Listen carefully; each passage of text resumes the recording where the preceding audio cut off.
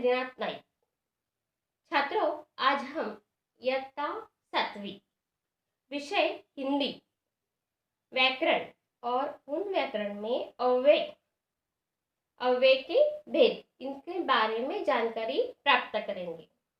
पर अव्यय के भेद जानने से पहले अव्यय क्या होता है तो अविकारी शब्दों को अव्यय कहते हैं। अविकारी शब्द यानी अव्यय शब्द हर स्थिति में अपने मूल रूप में ही रहता है और उन शब्दों को क्या कहते हैं, अविकारी शब्द भी कहते हैं। तो अव्यय किसे कहते हैं या अव्यय का शाब्दिक अर्थ क्या होता है? अव्यय का शाब्दिक अर्थ या उसकी परिभाषा हम देखेंगे। जिन शब्दों के रूप में लिंग, वचन, पुरुष, कारक, काल आदि की वजह से कोई परिवर्तन नहीं होता, उस शब्द को अव्यय कहते हैं। यानी यह जो शब्द है अव्यय शब्द, वह अव्यय शब्द लिंग, वचन, पुरुष, कारक और काल इस कोई में भी शब्द वह शब्द आए तो इन शब्दों में कोई परिवर्तन नहीं होता या कोई बदलाव नहीं होता। तो कौन से शब्द है? तो वह शब्द है जब, तब, अभी, अगर, वह, वहाँ, यहाँ, इधर, उधर, किंतु, परंतु, बल्कि, इसीलिए, अवश्य, तेज, कल, धीरे, लेकिन, क्योंकि आदि यह जो शब्द है वह शब्द अव्यय शब्द है और अव्यय शब्द हर स्थिति में अपने मूल रूप में रहते हैं। अपने मूल रूप में रहने के कारण वह उन शब्दों में परिवर्तन नहीं होता, उनमें बदलाव नहीं होता। इन्हीं शब्दों को क्या कहते हैं? अविकारी शब्द या अव्यय कहते हैं। तो हम अव्यय के भेद जानेंगे। तो अव्यय के भेद होते हैं 4। अव्यय के भेद पहला भेद जो है वह है क्रिया विशेषण अव्यय। दूसरा जो भेद है वह है संबंध बोधक अव्यय। तीसरा जो भेद है वह है समुच्चय बोधक अव्यय और चौथा जो भेद है वह है विस्मयादि बोधक अव्यय। यह जो भेद है वह किसके भेद है? अव्यय के। अव्यय के भेद में पहला जो भेद है वह है क्रिया विशेषण अव्यय। यहाँ 2 उदाहरण बताए हैं। पहला उदाहरण है घोड़ा तेज दौड़ता है और दूसरा उदाहरण है रमेश प्रतिदिन पढ़ता है। तो घोड़ा और रमेश यह जो है वह क्या है? वह है संज्ञा। और दौड़ता और पढ़ता यह जो शब्द है वह हमें क्रिया बता रहे हैं। एक जगह दौड़ने की क्रिया हो रही है तो दूसरी जगह पढ़ने की क्रिया हो रही है। पर वाक्य में आपको ऐसा शब्द है, 2 ऐसे शब्द है कि उसके नीचे रेखांकित किया है। तेज और प्रतिदिन इन शब्दों के नीचे रेखांकित क्यों किया है? तो पहले वाक्य में घोड़ा तेज दौड़ता है। तेज यह शब्द हमें क्रिया की विशेषता बता रहे हैं और दूसरे वाक्य में रमेश प्रतिदिन पढ़ता है। इन वाक्य में प्रतिदिन के नीचे रेखांकित किया है। तो प्रतिदिन यह शब्द भी हमें क्रिया की विशेषता बता रहा है। तो जिन शब्द या जो शब्द क्रिया की विशेषता बताता है उसे क्या कहते हैं? क्रिया विशेषण अव्यय कहते हैं। तो क्रिया विशेषण अव्यय की परिभाषा देखेंगे हम। जिन शब्दों से क्रिया की विशेषता बता रहे हैं उसे क्रिया विशेषण अव्यय कहते हैं।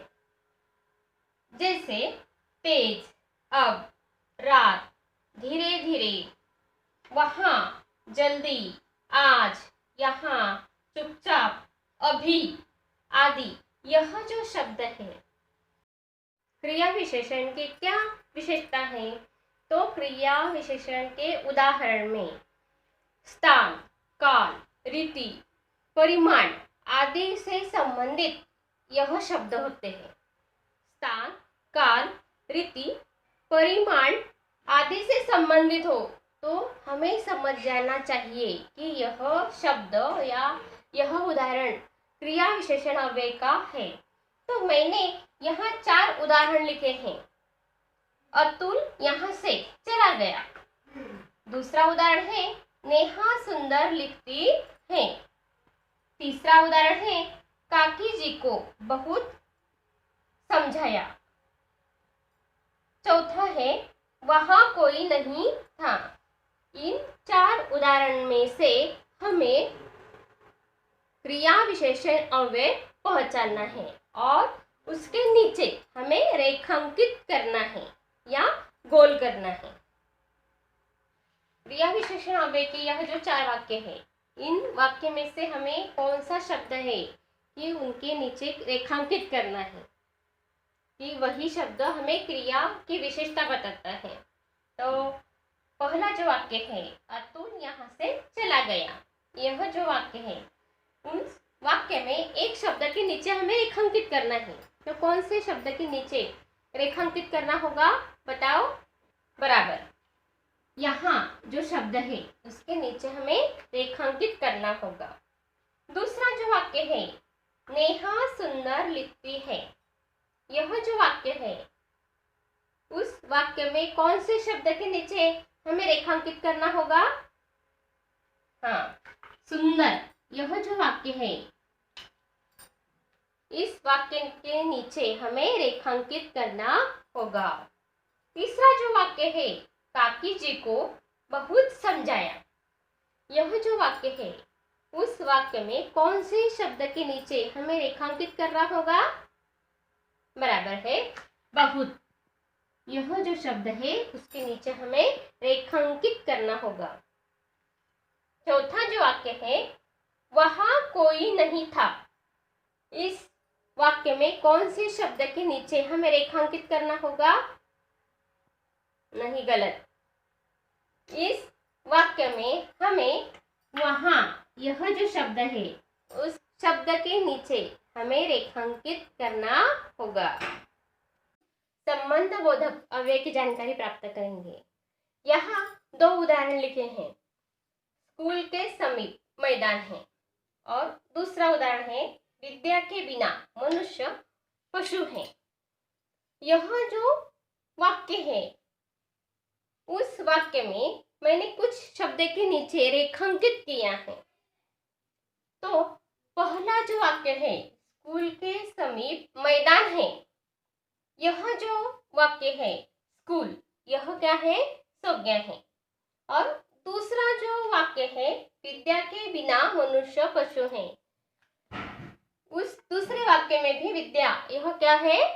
संज्ञा है।